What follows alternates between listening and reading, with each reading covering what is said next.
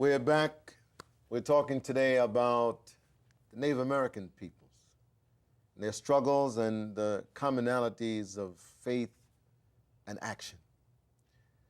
But we've had a discourse about there are some of these universal values that we hold. But we're living in a very different world now. There are many challenges. And Sarita, I'd like you to share with us, you're a health professional, you know something about what's happening with Native peoples now.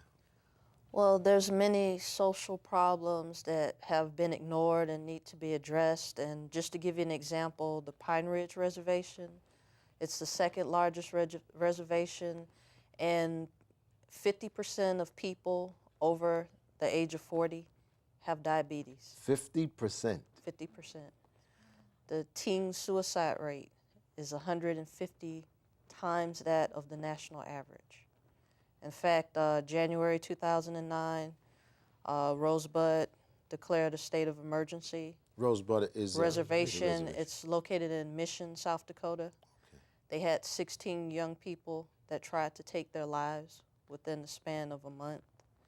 And that towards the end of 2009, December, Teresa Tubles, who is the chairwoman for Pine Ridge Reservation, she followed suit also, and they had a similar incident where they had approximately 10 to 13 youth take their lives. Why are young people so suicidal on the reservation? I'll tell you why. I'll tell you why. This is generational trauma. People that have been deprived, people that have had their dignity taken from them, people that have had their land taken from them, people that signed 600 and so many treaties with the U.S. government guaranteeing that as long as the water flow and the grass is green, we will take care of you. When they said we will take care of you, it didn't mean what we thought it was. We will take care of you. People who go to bed hungry every night and sometimes don't eat for a week. People whose children are cold in the wintertime. People who can't provide for their families.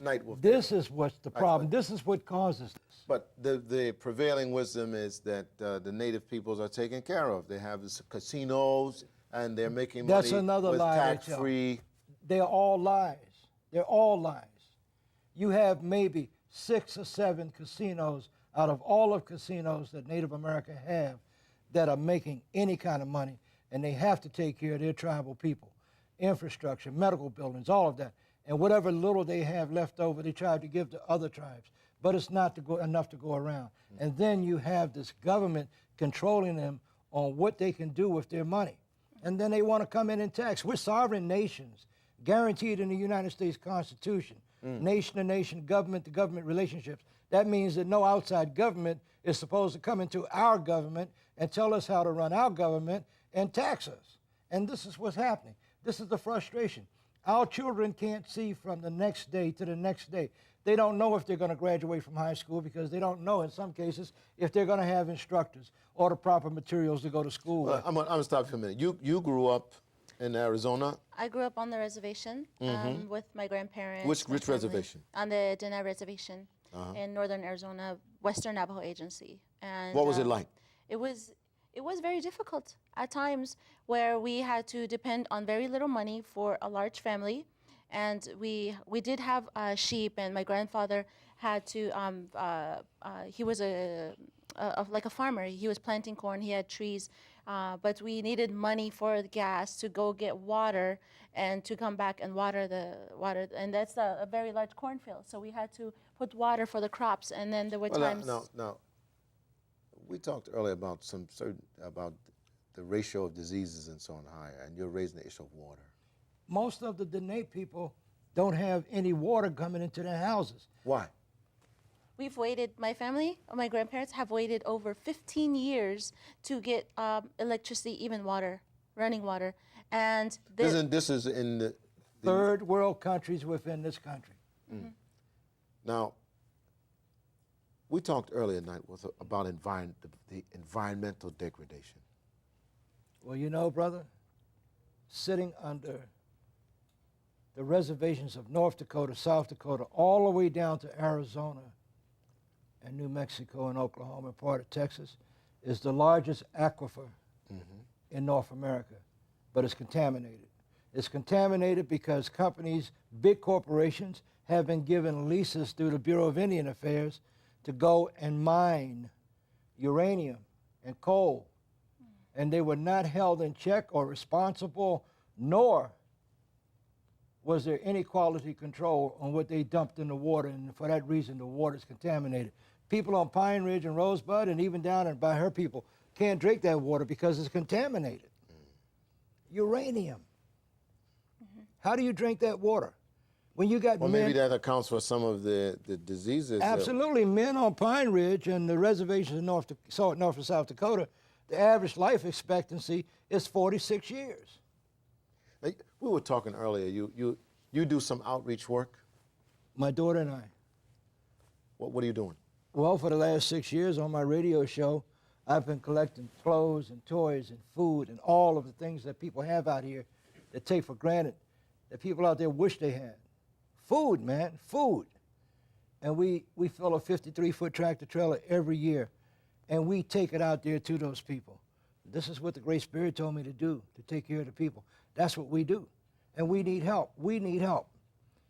I've got enough stuff now sitting in storage containers. Now, let me give it right now. Uh-huh. I mean, I'm African American. I could tell you, if you go over in Southeast You're my Washington, relative. You're my relative. if you go over in Southeast Washington, there are people who are struggling. I could go to Pine Ridge, any of these reservations, and load up Greyhound buses and bring them out here and drop them in the worst parts of Southeast Washington, and those people would believe that they have just checked into the Ritz-Carlton. That's the comparison. This is reality in America for the American Indian.